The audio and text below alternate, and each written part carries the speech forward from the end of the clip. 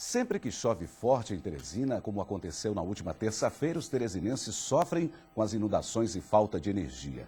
A população muitas vezes não sabe a quem recorrer para ser ressarcida dos prejuízos. O advogado Fábio Veloso está com a gente hoje no quadro Seus Direitos para saber como agir, para explicar, como agir em casos como esse. Doutor Fábio, bom dia. Bom dia. Nós temos aí muitos casos que podem envolver a questão da responsabilidade. Vamos por parte, inicialmente. No caso de uma pessoa aí trafegando numa rua, cair num buraco, ter prejuízos com materiais com o carro, a quem ela deve recorrer? Como contornar essa situação? A situação da responsabilidade ela deve ser vista por uma ótica muito simples.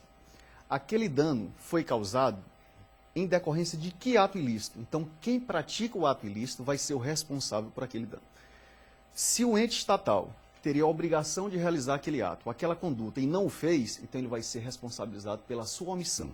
Então, o Estado pode ser responsabilizado tanto por uma ação quanto por uma omissão. Então, nesse caso, nessa sua pergunta, seria responsabilizado pela omissão. Isso, então, cabe essa interpretação, esse entendimento, para o caso tivemos casos de árvores que caíram sobre carros.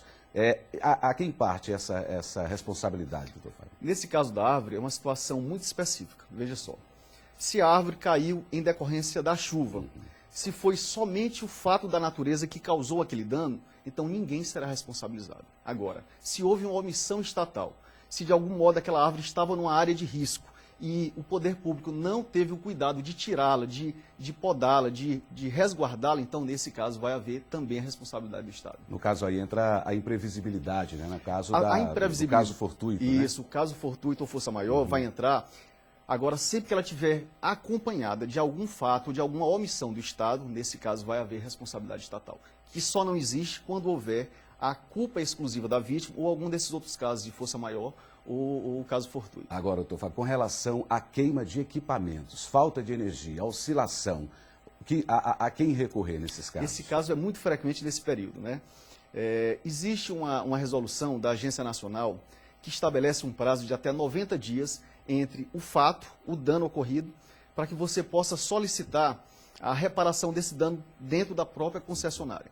Então você pode, dentro desse prazo de 90 dias, solicitar o ressarcimento dos danos e se houver uma negativa por parte da concessionária, você deve ir à justiça, no prazo de 5 anos para obter seus direitos, tanto um material quanto um eventual dano moral. Agora, doutor Fábio, todos esses casos devem ser tentados primeiramente pela via administrativa? Não é obrigado. No caso, os acontecimentos de via pública, procurar o poder público, no caso da responsável pela energia elétrica, inicialmente, é bom tentar um acordo via administrativo? Não é obrigatório, mas eu recomendo sempre uma composição.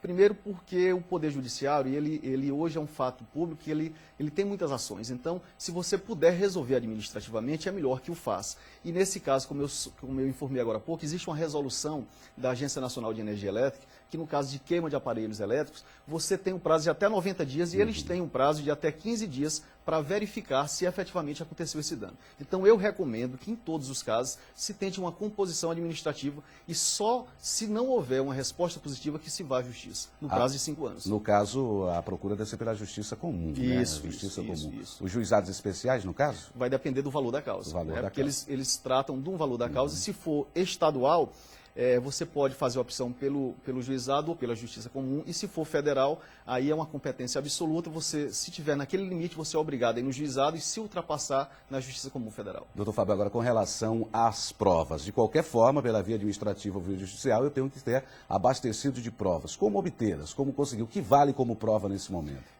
No caso administrativo, você faz uma solicitação para a concessionária e a concessionária se dirige ao endereço e faz a verificação. Somente se ela não for fazer isso é que você vai ter que levar aquele bem que foi causado, aquele dano, para a justiça. Agora, vai haver, no caso do consumidor, uma inversão do ônus da prova. Por quê? Porque ele é a parte hipossuficiente. Então, se ele não conseguir provar isso, vai ser uma obrigação. O juiz faz isso. O juiz inverte o ônus da prova e deixa para a concessionária ou para o causador do dano a obrigação de provar aquilo.